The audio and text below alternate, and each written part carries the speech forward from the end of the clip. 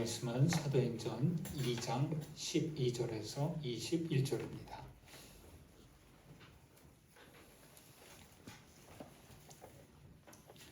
사도행전 2장 12절에서 21절 공독합니다. 다 놀라며 당황하여 서로 이르되 이 어찌된 일이냐 하며 또 어떤 이들은 조롱하여 이르되 그들이 새 술에 취하였다 하더라. 베드로가 11사도와 함께 서서 소리를 높여 이르되 유대인들과 예루살렘에 사는 모든 사람들아 이 일을 너희로 알게 할 것이니 내 말에 귀를 기울이라. 때가 제3시니 너희 생각과 같이 이 사람들이 취한 것이 아니라 이는 곧 선지자 요엘을 통하여 말씀하신 것이니 일러스되 하나님이 말씀하시기를 말세에 내가 내 영을 모든 육체에 부어주리니 너희의 자녀들은 예언할 것이요 너희의 젊은이들은 환상을 보고 너희의 늙은이들은 꿈을 꾸리라. 그때에 내가 내 영을 내 남종과 여종들에게 부어주리니 그들이 예언할 것이요 또 내가 위로 하늘에서는 기사를 아래로 땅에서는 징조를 베풀리니 곧 피와 불과 연기로다. 주의 크고 영화로운 날이 이르기 전에 해가 변하여 어두워지고 달이 변하여 피가 되리라. 누구든지 주의 이름을 부르는 자는 구원을 받으리라 하였느니라. 아멘. 주 말씀은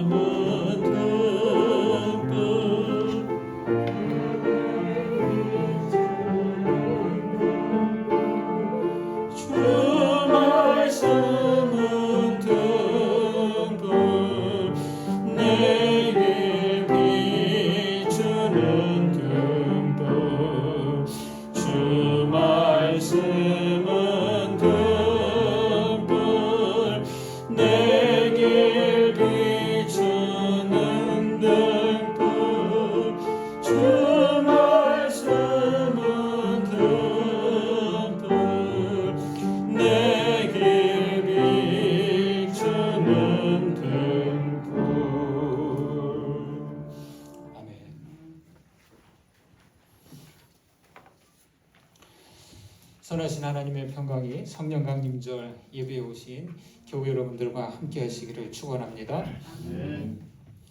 산과 물이 가까운 제천에 살면서 좋은 것은 계절의 변화를 느끼면서 지낼 수 있다는 겁니다.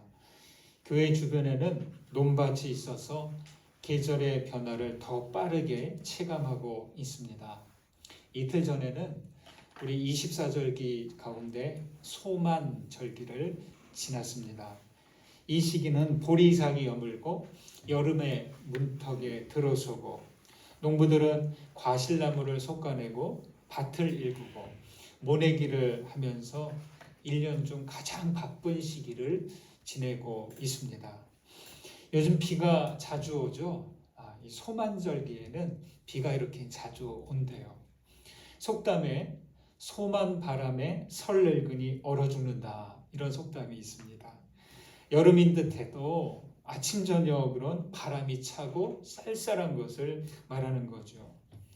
또 이 시기는 윗세대 분들이 참 많은 고생을 하셨던 보릿고개가 여전히 진행되는 그런 시기입니다. 그래서 봄떡을 꿈에서만 보아도 살이 찔 것 같다 하는 속담이 여기서 생겼다고 합니다.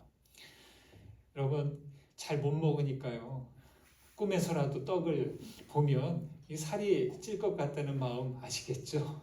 그만큼 힘든 시절을 보냈습니다.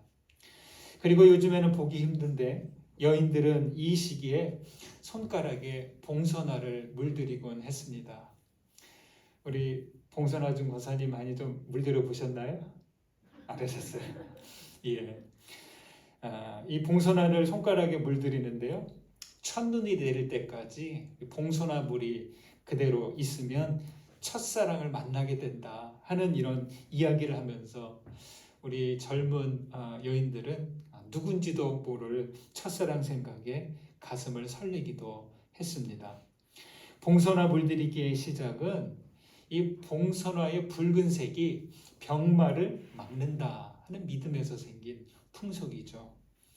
여러분, 붉은색은 강렬합니다. 어떠세요? 붉은색. 우리 강단부도 붉은색으로 했는데 이 붉은색은 사랑과 정열을 나타내고 심판의 불과 분노와 전쟁을 상징합니다.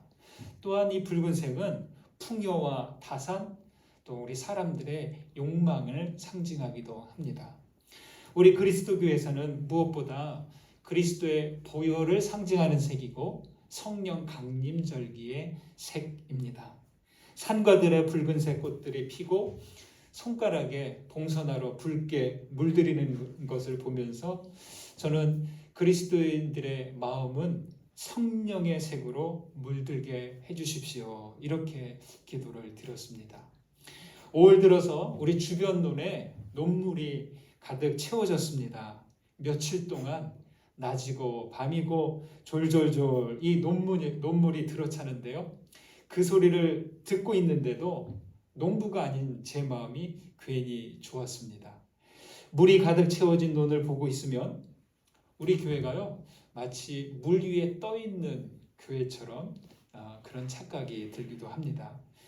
논물이 들어올 그날 저녁부터는 개구리들이 어디에 숨어 있었는지 일제히 나와서 합창을 하는 겁니다. 그러면 해질 때부터 울기 시작해서 해 뜰 때까지 웁니다.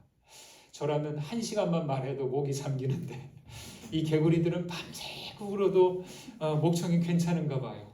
네. 처음엔 첫 해에는 귀가 따갑고 소음처럼 느껴졌는데요. 이제는요, 저랑 제 아내가 이렇게 듣다가 참 개구리 소리가 정겹다 이렇게 말을 했습니다. 개구리들만 있는 게 아니더라고요. 오리들도 있고요. 이제 외가리들도 날아다닐 것입니다. 이 생명들이 움직이고 소리를 냅니다. 살아있는 것들은요, 이렇게 움직여요. 그리고 소리를 냅니다. 빈 들판과 같던 논에 물이 차니까요, 이렇게 생명들이 모여들고 살아있는 소리들이 들리는 거죠. 시편 기자는 이렇게 말합니다. 여호와여, 주께서 하신 일이 어찌 그리 많은지요.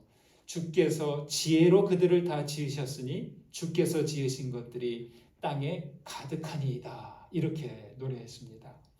봄바람이 불고 봄빛이 비치고 물이 흐르면 산과 들판에 이렇게 생명들이 살아납니다. 여러분, 그렇습니다. 살아있는 것들은, 생명이 있는 것들은 이렇게 항상 준비되어 있습니다. 물과 바람과 빛이라는 이 조건만 갖추면 일제히 일어나서 움직이고 소리칩니다. 여러분, 성령의 강림이 바로 이런 거예요. 성령은 바람이고 불이고 물이십니다.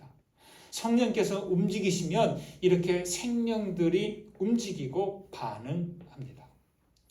사람들이 민감하게 반응하는 것들이 있죠. 주로 현실적인 일들에 민감합니다. 물가가 올랐다, 조금 내려갔다, 이런 이야기. 부동산과 주식 시세에 민감하고요. 건강, 의료, 자녀교육, 이러한 것들에 예민합니다. 하지만 상대적으로 영적인 일들에는 둔감합니다. 여러분은 성령께서 움직이실 때 어떻게 반응하시고 또 어떤 소리를 내십니까? 여러분, 예배는요, 살아계신 하나님께 우리가 살아있다고 반응하는 거예요. 이 예배가 주일이 됐으니까 교회 가야지, 이게 아니라 살아계신 하나님께 주님, 제가 여기 있습니다. 주님, 제가 여기 살아 숨쉬고 있습니다 하고 반응하는 게 바로 이 예배죠. 그래서 예배하는 사람은 영적으로 깨어있는 사람들입니다.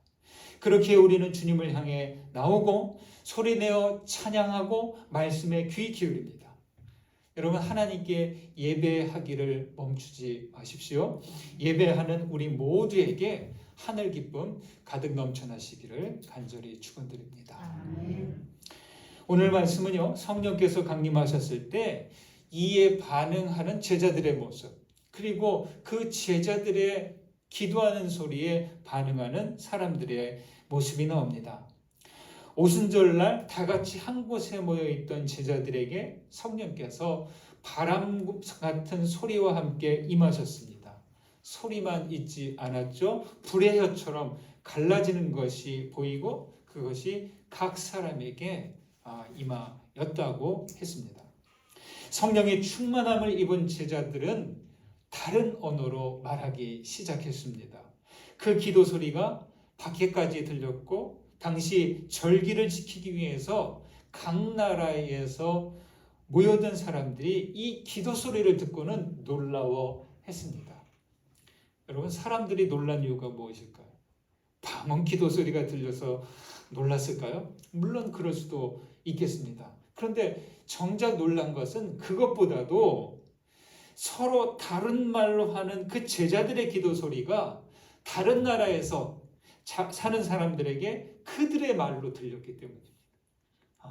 동시에 알아들을 수 없는 말로 기도하는 소리가 마치 그 주변에 있는 사람들한테 다 들립니다. 마치 동시통역하듯이 들렸다는 이야기죠. 여러분, 창세기에서 바벨탑 사건 때 언어가 혼란하게 되면서 어떻게 됐나요? 당시에 모인 모든 인류가 언어 소통이 안 되니까 서로 다투고 싸우고 결국에 온 세상으로 흩어졌다, 이렇게 나와 있습니다. 여러분, 성령께서 역사하실 때 바로 이런 일치와 소통이 일어납니다. 바벨탑 때 언어 혼란으로 흩어졌던 이들이 여기서는 다른 말로 하여도 다 들리는 거예요. 이게 성령의 역사고 성령의 언어입니다. 그리고 사람들은, 제자들이 세술에 취하였다, 이렇게 말합니다. 이때입니다. 베드로가 사람들을 향해서 말하기 시작합니다. 이 부분이 지금 읽은 베드로의 그 유명한 오순절 설교의 시작입니다. 오늘 말씀 14절과 15절을 보실까요? 14절 15절 읽습니다. 베드로가 11사도와 함께 서서 소리를 높여 이르되 유대인들과 예루살렘에 사는 모든 사람들아, 이 일을 너희로 알게 할 것이니 내 말에 귀를 기울이라. 때가 제3시니 너희 생각과 같이 이 사람들이 취한 것이 아니라. 베드로가 11사도와 함께 무리들 앞에 섰습니다. 그리고 소리를 높여 말합니다. 모든 사람들아, 내 말에 귀를 기울이라, 이렇게 말이죠. 여러분, 대중 앞에 서는 일은 참 두렵고 떨리는 일이에요. 특히 수백, 수천의 시선을 한 번에 받으면서 서 있는 것 정말 떨립니다. 제가 한번 그래봤잖아요. 한 1000여 명 정도가 앉아있는 자리에서 그 사람들이 저만을 바라보는 거예요. 아무렇지도 않은 것 같죠? 막상 서면 무척 떨립니다. 그럴 땐 용기가 있어야 합니다. 그런데 이렇게 무리들 앞에 선 베드로와 사도들이 얼마 전 어땠는지를 우리는 잘 압니다. 이들의 이전 모습이 어땠습니까? 예수께서 체포되었을 때 어떻게 했어요? 모두 혼비백산 도망쳐버린 사람들입니다. 십자가형이 끝나고 주님의 시신을 무덤에 장사 지낸 다음에도 문을 닫고 창문을 걸어 잠그고 숨죽이며 숨어 있던 사람들입니다. 그것은 자기들도 같은 신세가 될까 두려웠던 것이죠. 이랬던 그들이 몇 달 지나지 않아서 무리들 앞에 당당히 서 있는 겁니다. 이 중에 베드로는 어떤가요? 누구보다 베드로는 실수가 잦았던 사람 아닙니까?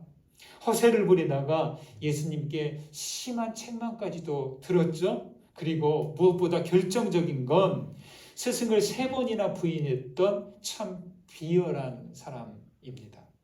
그런데 그랬던 베드로가 여기에서는 당당히 소리 높여 외칩니다. 예루살렘에 사는 모든 사람들아, 내 말에 귀를 기울이라. 여러분, 어떻게 베드로가 이리도 당당하게 서 있는 것일까요? 베드로와 11사도는 공개적으로 나섰습니다. 십자가형을 예수께서 받은 다음 예수를 따르던 무리들이 사라져버린 줄 알았는데, 그런데 어느 날 갑자기 12사도들이 이렇게 담대하게 돌아왔습니다.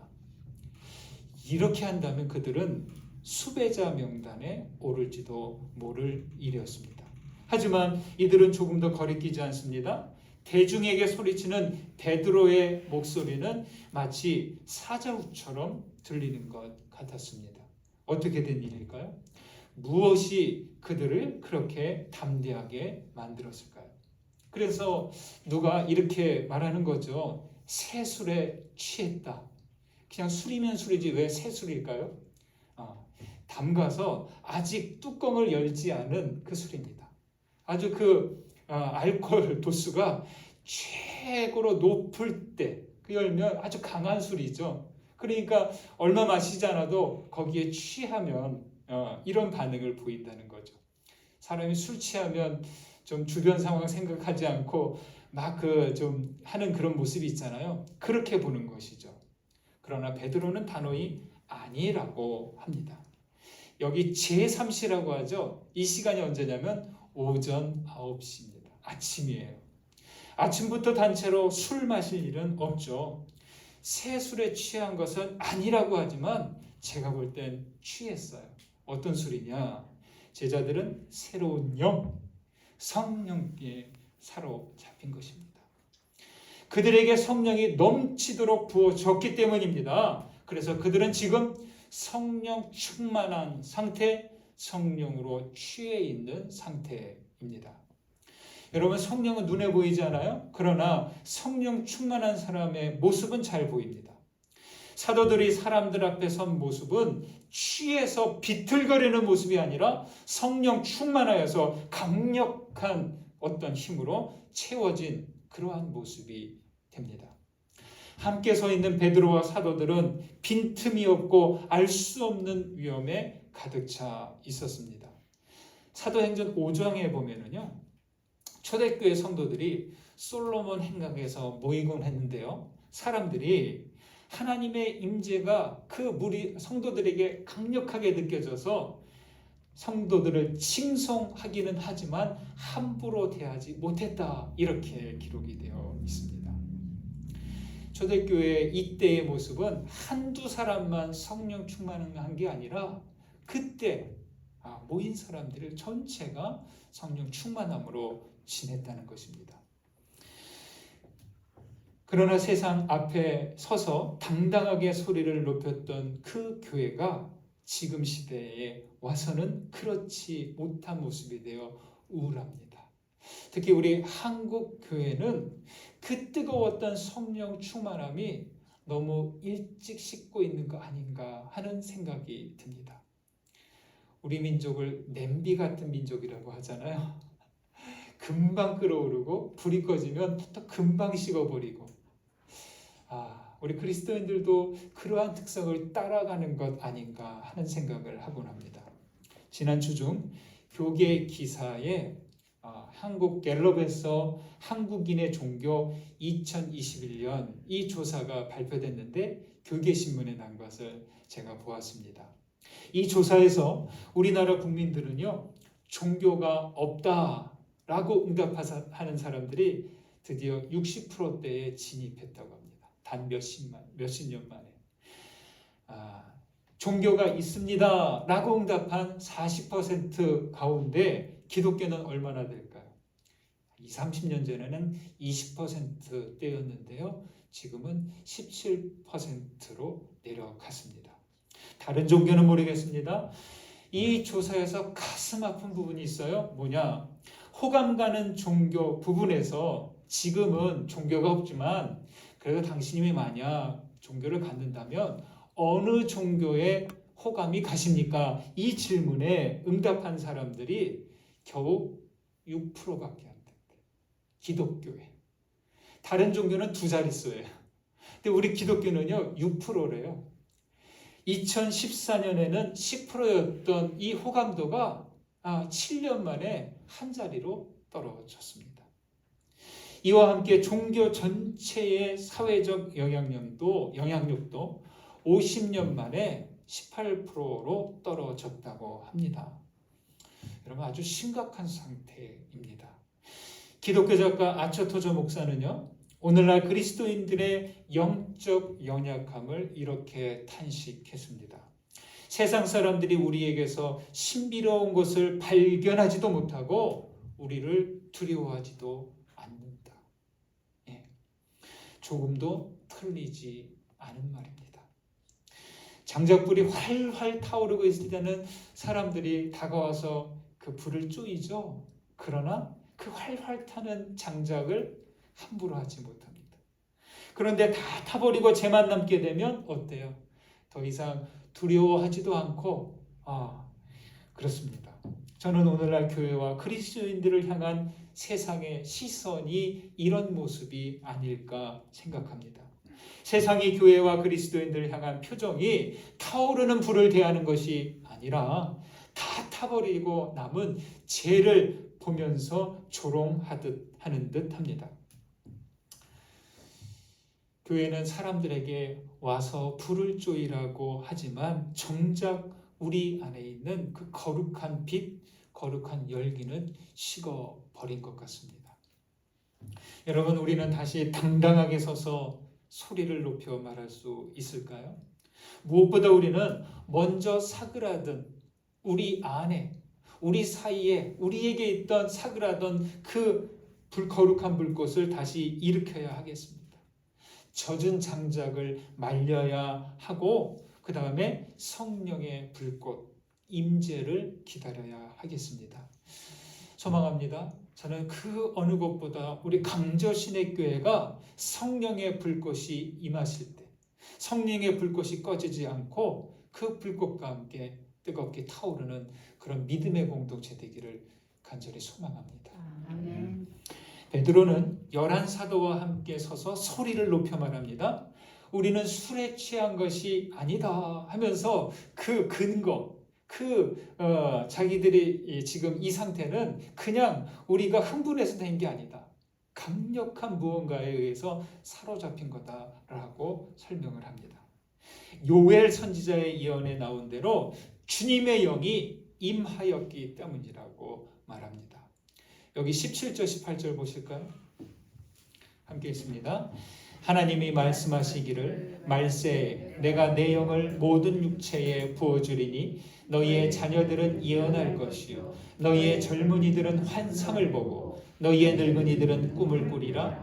그때 내가 내 영을 내 남종과 여종들에게 부어주리니 그들이 예언할 것이요. 아멘. 우리 잘 아는 말씀이죠. 선지자는 하나님께서 대상 제한 없이 주님의 영을 부어주셨다 이렇게 말합니다. 여기 와닿는 말이 있습니다. 바로 모든 육체입니다. 누군가는 주의 영을 부어주신다. 여기에 와닿을 수도 있습니다. 그래서 저는 모든 육체라는 말에 와닿습니다. 12사도들만이 아니라 누구라도 주님의 영을 부어주시겠다고 합니다. 유대인 이방인 구별하지 않습니다. 남녀노소 구분하지 않습니다. 하나님의 영은요 구별하거나 구분 없이 부어집니다. 그러나 아무렇게나 부어지지 않습니다. 그래서 21절에서는 말합니다. 누구든지 주의 이름을 부르는 자는 구원을 받는다라고 합니다. 주의 이름을 괜히 부르는 것 아니에요. 여러분, 주님을 부를 때 바로 거룩한 영께서 우리 안에 부어지는 겁니다. 이 말씀을 읽을 때 사람들은 예언하고 환상을 보고 꿈꾸는 것에만 초점을 둡니다. 구원을 받는 것에만 초점을 둡니다. 하지만 정작 중요한 것은 주님의 영을 받는 우리 육체를 생각하지 않아요. 예. 그릇이 준비되어 있어야 뭔가를 부어주고 담아주죠. 육체는요, 이 몸은요, 우리 실제 존재, 이 세상을 살아가기 위한 실체입니다. 신앙생활은요, 이 몸을 가지고 어쨌든 살아가야 되는 겁니다. 그런데 지금 세상은 우리 몸을 너무너무 바쁘게 만들고 있어요. 몸을 편하게 하는 생활에 익숙해져 있습니다. 의, 식, 주, 교통생활, 생활 대부분이 몸을 위한 것들이에요. 그러다 보니까 우리 몸이 영적인 일에 둔감해졌습니다. 예. 흔들리는 상태로는 바늘에 실을 끼울 수 있나요? 막 흔들려요. 작은 바늘 구멍에 실을 끼울 수 있나요? 막 움직이는데 실을 바늘귀에 끼려고 하면 가만히 있어야 됩니다. 밭에 씨앗을 심었어요. 근데 이 씨앗이 자꾸 돌아다녀요. 싹이 튀어요. 물론 그렇게 돌아다니는 씨앗은 없겠지만 움직이는 씨앗은 싹을 틔우지 못합니다. 그냥 땅속에 좀 가만히 있어야 돼요. 그래야 싹이 트죠. 그릇에 물을 부어주려고 하는데 이 그릇이 자꾸 움직여요. 부을 수 있어요. 쏟아지는데 다른 데로 가고 움직이고 이리 흔들 저리 흔들 물을 담을 수 없습니다. 여러분, 하나님께서는 거룩한 영을 부어주시려고 하는데 우리는 너무 많이 너무 빠르게 움직입니다. 가만히 있어야 됩니다. 얼음처럼 굳은 채로 있으라는 게 아니에요. 기도 가운데 성령께서 내 안으로 스며들듯이 싹을 틔우듯이 주의 영을 부어주시도록 멈춰서서 하나님을 향하라는 말씀입니다. 구약에서 성령을 루아흐, 신약에서는 푸뉴마라고 합니다. 한번 따라해 보실까요? 루아흐, 푸뉴마. 예, 루아흐, 푸뉴마 모두 뜻이 바람, 숨, 영 이런 뜻이 있습니다. 바람이 불지 않는다? 여러분, 이 세상은 큰일 납니다. 온도 조절이 안 돼요. 그래서 더운 데는 덥고 추운 데는 춥습니다. 큰일 납니다. 바람 안 불면. 비도 내리지 못하고 온 땅의 생명들이 생존할 수 없습니다. 동물이든 식물이든 숨 쉬지 못하면 얼마 견디지 못하고 죽어버립니다. 거룩한 영은요, 우리의 영을 살아있게 하는 바람이고 숨입니다. 거룩한 영으로 숨 쉬지 못하면 어떻게 될까요? 숨 막히는 거죠. 숨 쉬지 못하면 숨 막히잖아요. 그렇듯이 내 영이 거룩한 영과 소통하지 못하면 내 영은 숨 막히는 거예요. 다섯 유영모 선생은요, 성령이 충만하려면 우리 영이 위로 솟아야 된다 이렇게 말했어요. 네, 위로 솟아야 된다. 무슨 힘으로 우리가 위로 솟을 수 있을까요? 진리의 말씀으로 이루어서. 성령은 진리를 통해 우리 마음에 바람처럼 불어옵니다. 말씀을 배우고 생각하고 묵상할 때 나의 영이 깨달아지면서 거룩한 숨을 쉬는 거예요. 예, 여러분, 깨닫는 게 참 중요합니다. 그래서 진리의 말씀을 붙잡아야 하는 이유가 여기에 있습니다. 이것은요, 열기구를 타는 것 같습니다. 제가 이 열기구를 가까이서 한 2번 정도 본 적이 있는데요. 우리 고암동에 있는 비행장 있잖아요. 거기서 열기구 대회하는 걸 한번 본 적이 있어요. 그 큰 열기구를 띄우는 거 보니까 정말 놀랍더라고요. 커다란 풍선에 바람을 넣고 뜨겁게 가열합니다. 계속 가열합니다. 그러면 그 기구가 공중으로 둥실 떠오릅니다. 말씀을 통해 거룩한 영이 내 안으로 들어오고 우리는 위로 향하는 거예요. 내 안에 있는 진리의 말씀이 깨달아지면 깨달을수록 이 말씀이 나를 뜨겁게 합니다. 저절로 뜨거워지는 거 아니에요. 깨달음이 있어야 되고 뜨거운 뭔가 따뜻하게 하는 바람이 우리 안으로 들어오는 것이죠. 오늘이 성령 강림절이면서 그와 함께 존 웨슬리 선생의 회심 기념주일이기도 합니다. 또 올더스게이트 거리에서 우리 루터의 로마서 주석 서문을 누군가가 읽고 있을 때 자기도 모르게 마음이 따뜻해졌다. 웜하트가 되었다 하는 기록을 해놨어요. 바로 이거죠. 뭔가 깨달아지고 알 수 없는 따뜻함과 뜨거운 기운이 자기 내면에 들어왔다. 그 말을 하는 것이죠. 여러분, 그런데요, 성령께서는 우리 바깥에만 계신 게 아니에요. 이미 우리 안에 계세요. 창조주 하나님은 만물을 지으셨을 뿐만이 아니라 우리 만물 안에 깃들어 계십니다. 예수를 믿음으로 우리의 그 닫힌 영의 통로가 열리고 거룩한 영이 부어지는 것이죠. 여기 17절, 18절에서는 부어준다라는 말을 2번 합니다. 주의 영을 부어주면 예언하고 환상을 보고 꿈을 꿉니다. 술 취한 사람들과 다른 이유가 여기에 있습니다. 술 취한 이들은 술 기운에 사로잡히지만 그 다음이 없어요. 그러나 성령이 부어진 사람들은 예언하고 환상을 보고 꿈을 꿉니다. 그리고 예언과 환상과 꿈을 따라 변해가고 세상을 변화시킵니다. 여러분, 세상은 우리에게 거짓과 미혹의 영, 세속의 영을 계속 부어주려고 합니다. 참 우리 TV나 인터넷이나 이런 거 좀 보지 말아야 되는데 안 볼 수도 없고, 나도 모르게 그 세상에 거짓되고 잘못된 그런 생각들, 정보들이 계속 우리들 안에 들어옵니다. 나의 욕망을 자극하는 그런 이야기들이 계속 들어옵니다. 그래서 우리 안에 하나님의 거룩한 영으로 채워져 있지 않으면 밀려드는 세상의 영에 저항하지 못하는 거예요. 여러분, 그래서 기도하고 깨어 있어야 하는 겁니다. 그리스도인은 거룩한 영을 받아들여서 위로 향하는 사람들이어야 합니다. 바울은요, 로마서 12장에서 이렇게 말했잖아요. 너희는 이 세대를 본받지 말고 오직 마음을 새롭게 함으로 변화를 받아 하나님의 선하시고 기뻐하시고 온전하신 뜻이 무엇인지 분별하도록 하라. 오직 마음을 새롭게 하라. 이 마음이 나의 영이에요.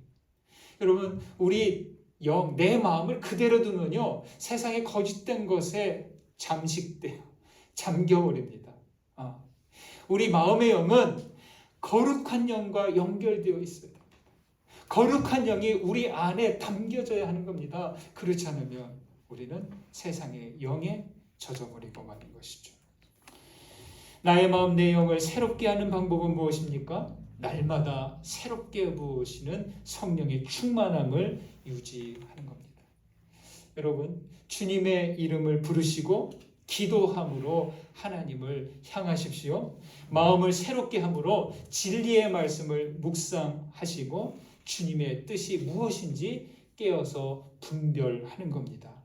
여러분, 사도들처럼 서서 믿음의 소리를 높이시기 바랍니다. 세상에 취하지 않고 모두에게 부어주시는 주님의 영으로 충만한 한 해 살아가시기를 주님의 이름으로 축원드립니다. 받은 은혜 감사하면서 거듭의 기도 드립니다. 말씀 가운데 울림이 되고 또 깨달아진 것이 있다면 하나님께 기도 드리시기 바랍니다. 기도하겠습니다.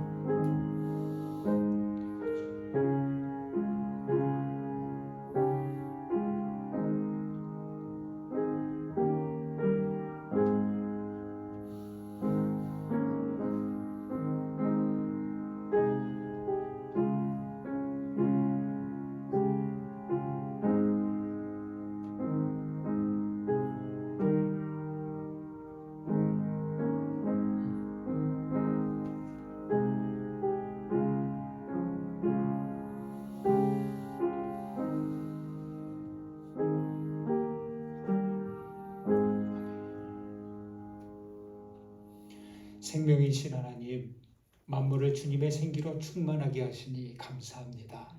주님, 하나님의 영이 바람과 빛과 물로 움직이실 때 생명들도 움직이고 살아있는 소리를 내듯이 우리도 주님께 반응하여 주님께 기쁨의 찬송을 드립니다.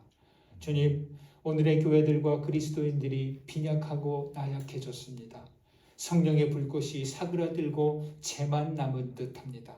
주님, 주의 영을 모든 육체에 부어주시겠다고 하신 그 약속을 기대하고 주님을 기다리오니 주의 거룩한 영으로 부어 주옵소서.